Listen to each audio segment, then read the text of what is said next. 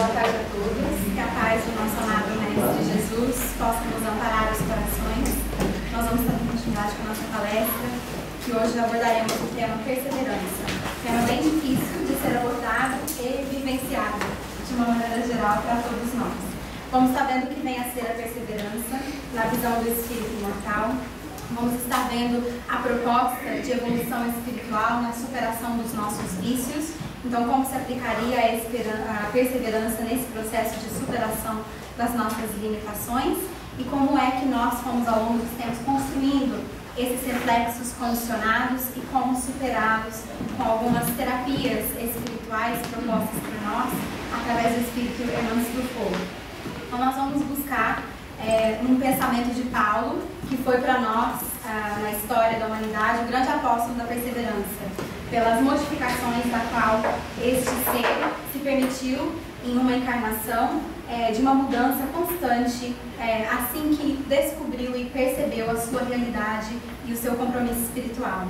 Ele nos diz, ou nos escreve, na segunda epístola aos Coríntios: em tudo somos atribulados, porém não angustiados, perplexos, porém não desanimados, perseguidos, porém não desamparados, abatidos, porém não destruídos.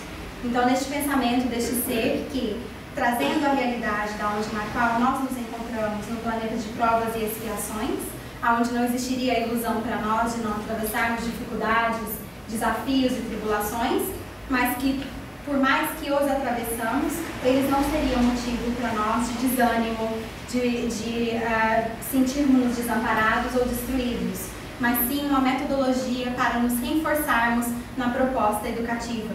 Se foi possível a Paulo, é possível a cada um de nós. E é essa proposta que ele nos veio trazer dentro da vivência da perseverança. Nós vamos então analisar e ver o que vem a ser a perseverança. É a firmeza ou constância num sentimento, numa resolução, num trabalho, apesar das dificuldades e dos incômodos. Parecido com o pensamento de Paulo, vem nos dizer que é essa firmeza, essa constância, permanecemos naquele objetivo, naquele pensamento, naquela vontade de adquirir ou conquistar ou superar algo.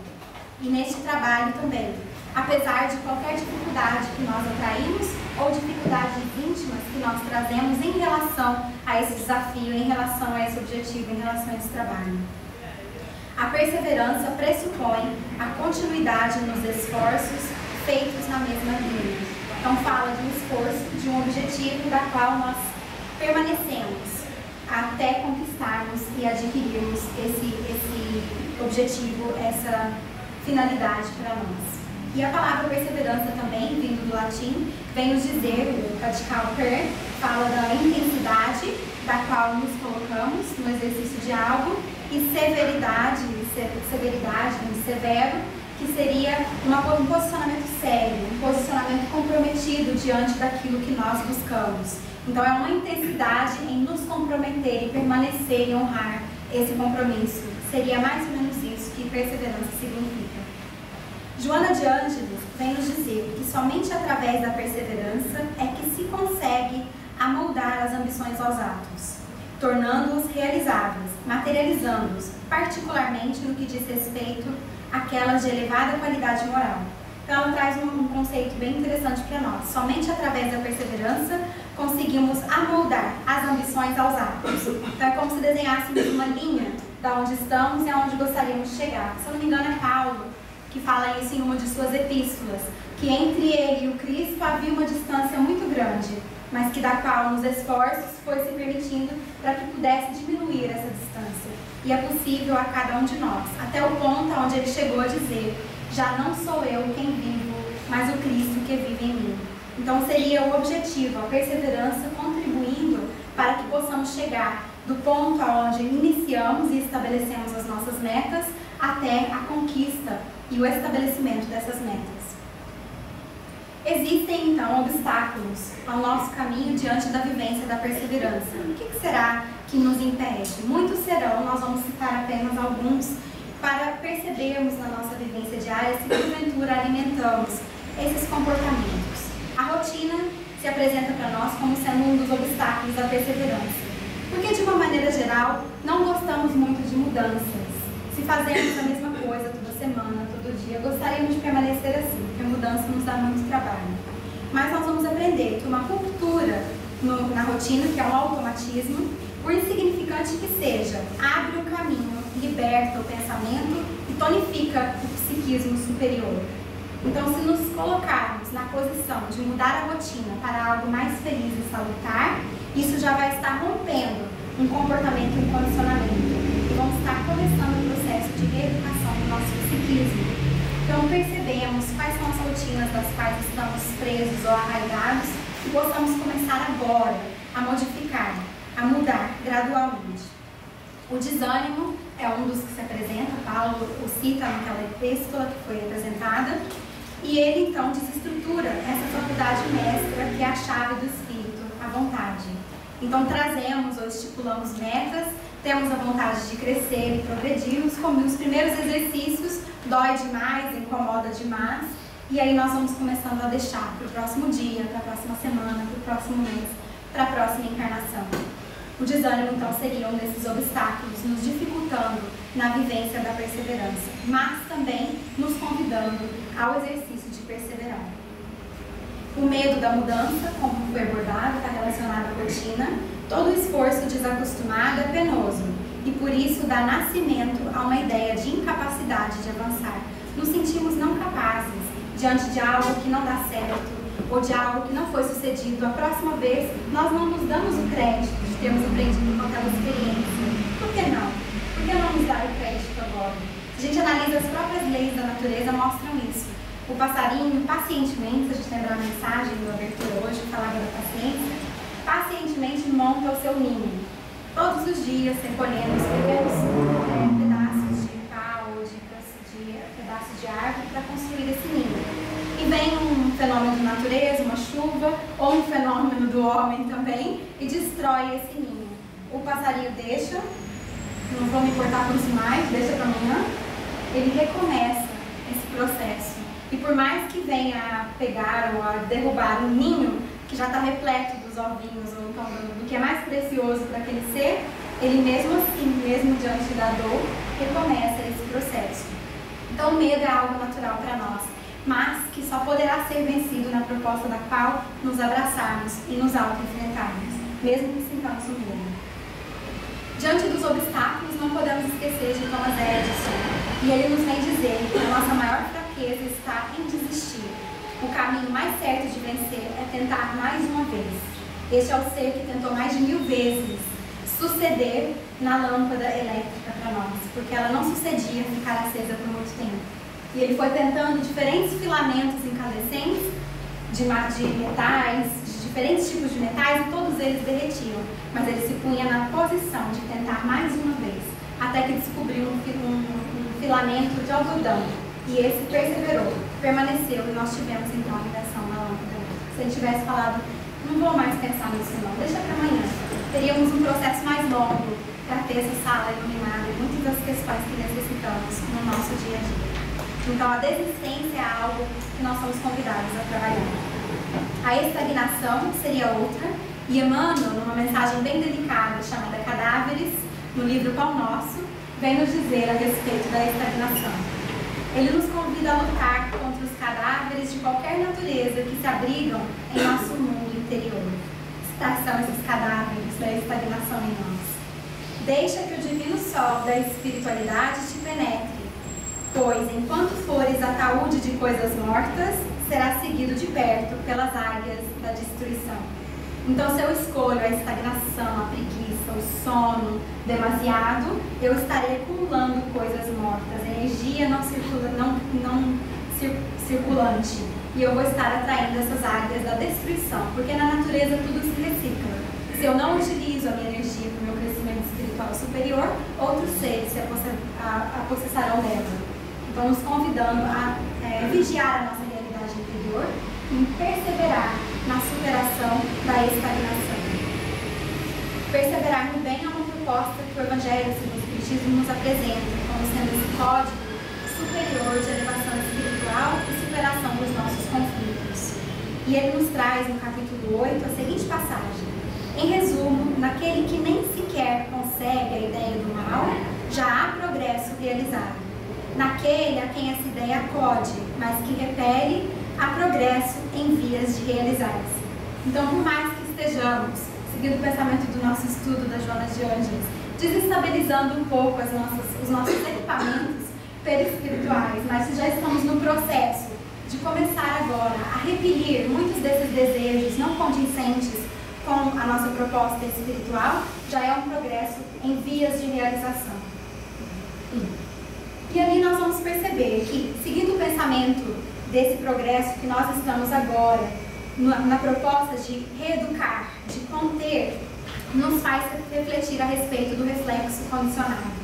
Essa foi uma teoria apresentada por um russo, um fisiologista russo, chamado Ivan Kazin. E ele foi Prêmio Nobel da Paz quando apresentou esse processo do reflexo condicionado, nos explicando que nós somos criaturas de hábitos e ao longo das eras fomos reforçando e repetindo vários hábitos que agora se tornaram reflexos condicionados. A gente nem pensa e já age dessa maneira.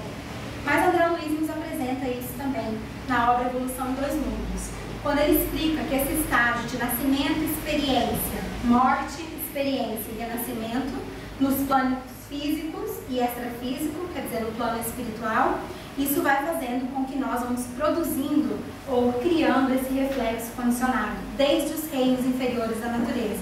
Então, o princípio inteligente que estagia nos reinos, principalmente ali nos reinos vegetais e animais, vão começando esse processo do reflexo condicionado.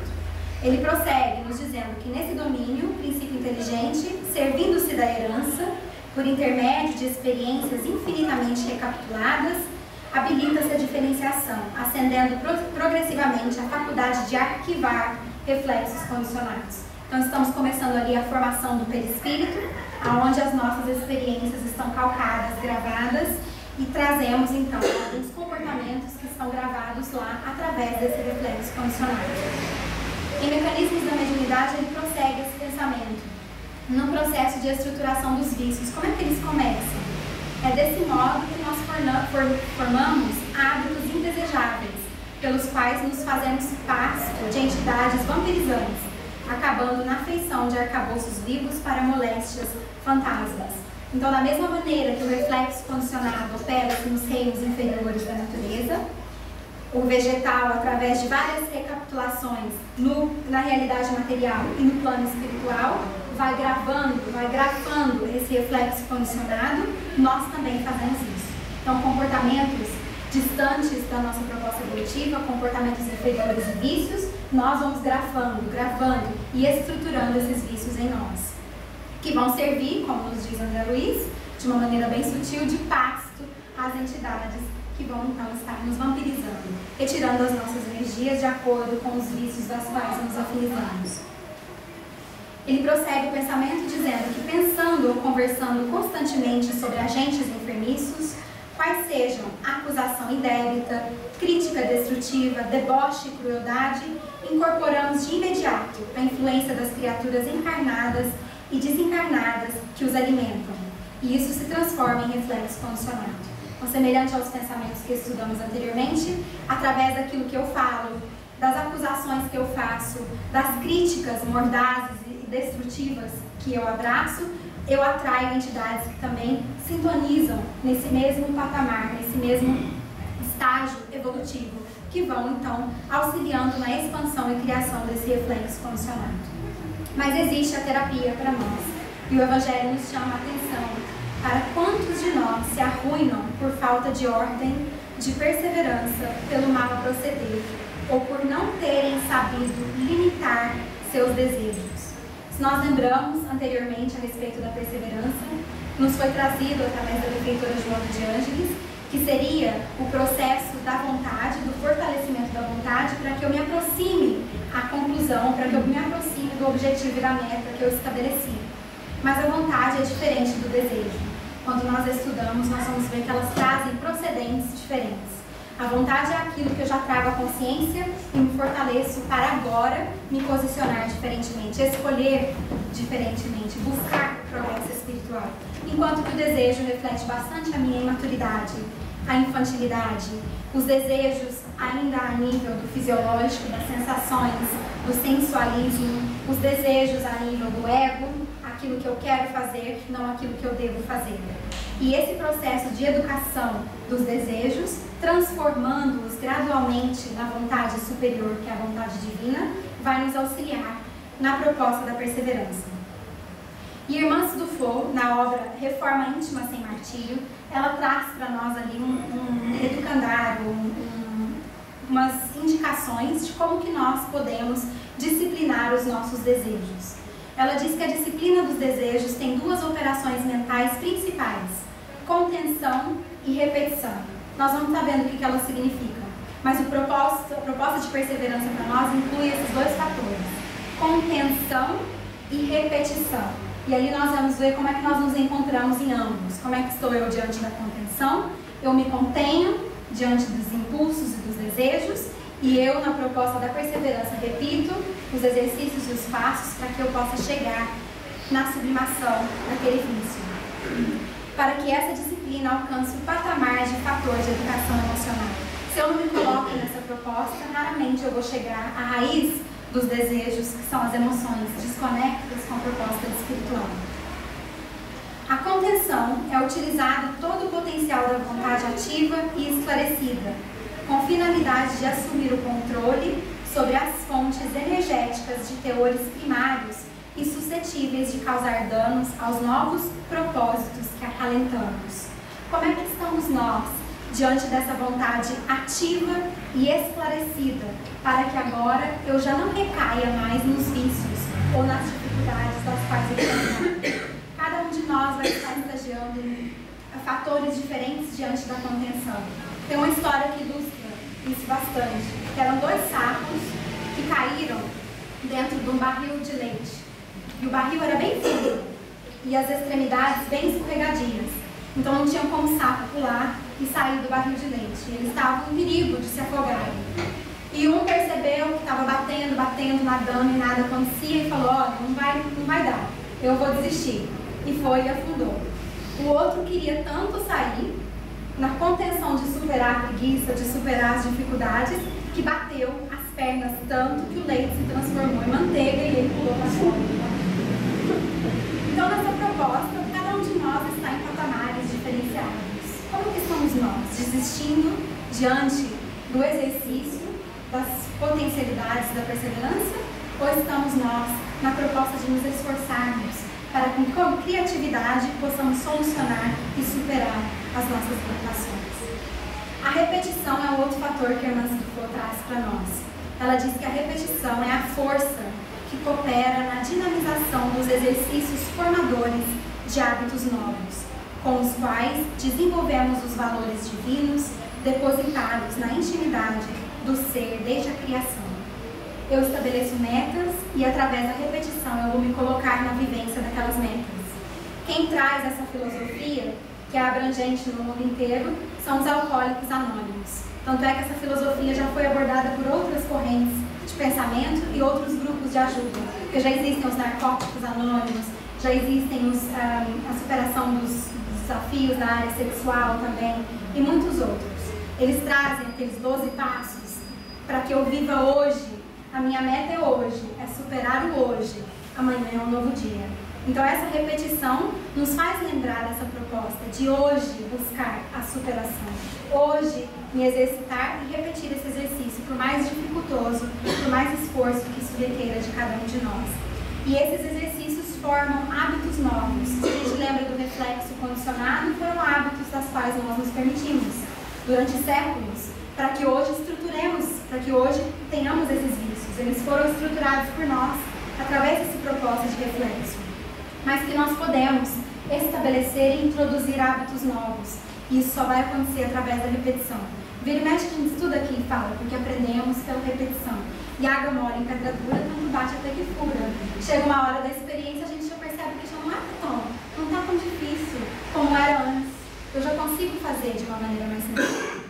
Nós conseguimos perceber na ação que muitos desses processos, através da repetição, por mais que nem criamos muitas vezes nessas terapias, elas surtem efeitos psíquicos em nós, porque nós vamos nos disponibilizando. É como se flechas vão abrindo em nós. Então, se estamos fechados para uma nova oportunidade, gradualmente elas vão abrindo e essa luz começa a penetrar em nós. E isso seria a disponibilização psíquica diante do novo exercício. E tem uma história que Divaldo Franco conta, que ilustra bastante essa questão da repetição na mudança paradigmática e emocional de muitos de nós. Ele conta a história de um casal que era casado há mais ou menos 40 anos. E certo dia o esposo chega em casa, encontra a mulher, segura na sua mão e diz que gostaria de divorciar-se, separar-se dela. E ela, em desespero, só diz uma coisa: eu gostaria de saber o porquê.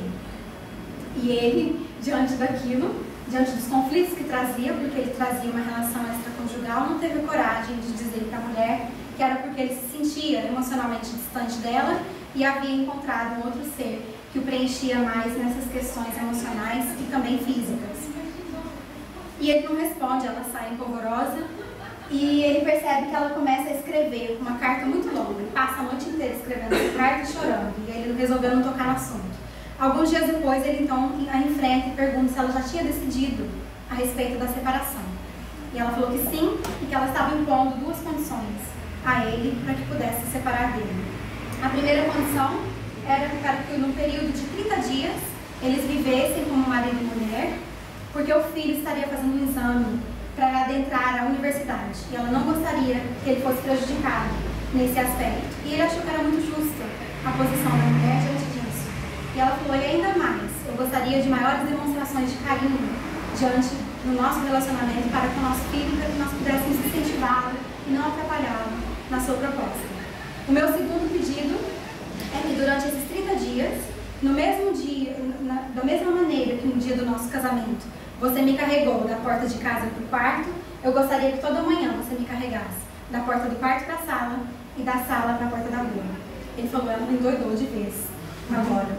Mas eu vou acalentar, porque se é um período de 30 dias, eu vou libertar-me logo desse processo e prosseguir a minha vida feliz que eu tanto desejo. Primeiro dia, ele então a carrega no colo, percebeu que ela ganhou uns quilinhos a mais desde o dia do casamento e faz esse processo. O filho acha algo curioso, fica encantado com aquilo quando eles saem de casa. Então cada um segue o seu rumo, vai para sua casa, ele continua a visitar a amante. Chega no segundo dia, ele vai pegá-la no colo e ele percebe o perfume do cabelo dela, que era o shampoo que ela usava há muitos anos quando eles se casaram. E ele não mais percebia aquilo, porque ele se distanciou emocionalmente dela. Chega no terceiro dia, ele começa a sentir o calor da pele da esposa, algo que ele já não sentia há muitos anos. Quarto e quinto dia, ao invés das suas visitas à amante serem diárias, elas começaram a diminuir-se. Na segunda semana, ele notou que a esposa foi emagrecendo muito. Ela vestia os vestidos e colocava as roupas e aquilo já estava largo para ela. E quando ele a carregava da porta do quarto para a sala e da sala para a porta da rua, ela já estava mais leve. E ele falou: meu Deus, o que causei para ela? Emocionalmente ela deve estar num processo muito difícil, porque não se alimenta e está perdendo peso. E esse quadro foi se passando, e cada vez mais ele notava a esposa. Os cabelos que haviam agora tornado-se grisalhos, as rugas de tanta dedicação por este ser, a ele e ao filho.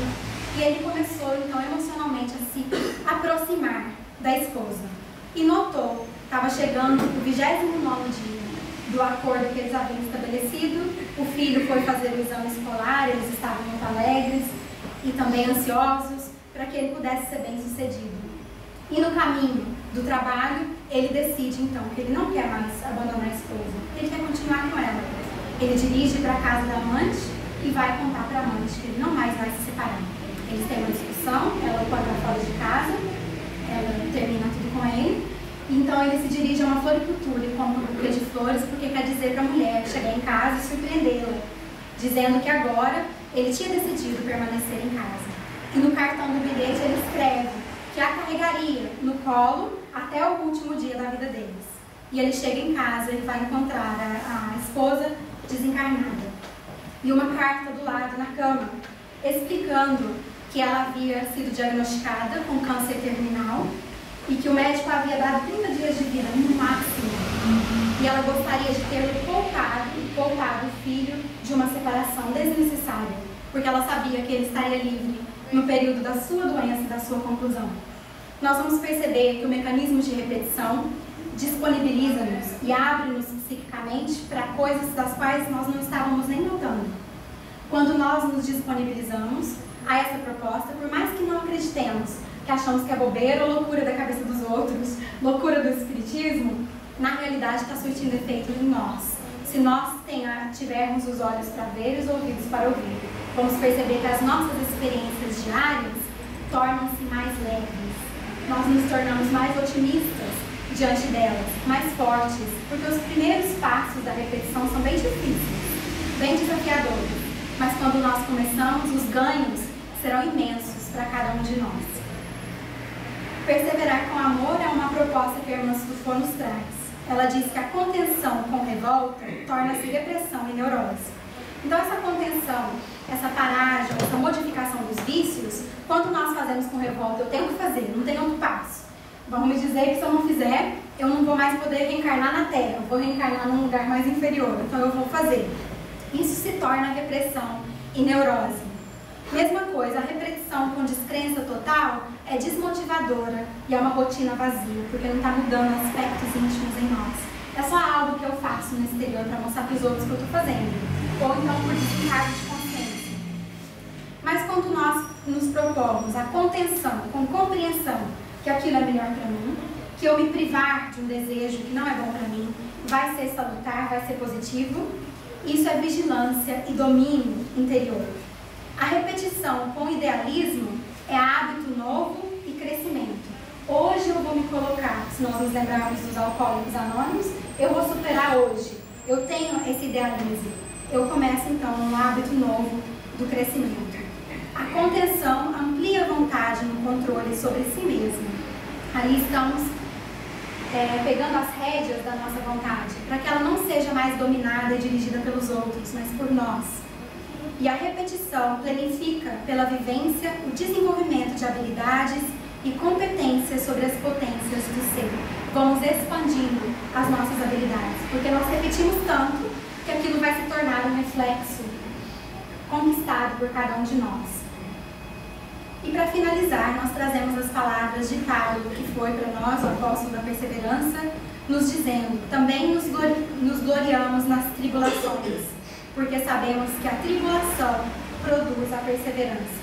Diante das tribulações, se a analisarmos como possibilidade de crescimento, como força, incentivo, motivação para a mudança interior, com certeza nós vamos nos colocar em posição de maior perseverança diante do nosso compromisso espiritual, diante dos desafios que agora têm sido dificultosos, mas que gradualmente na vivência, tanto da perseverança, da contenção, da repetição, nós nos conquistaremos e autoconquistaremos. Muita paz a todos.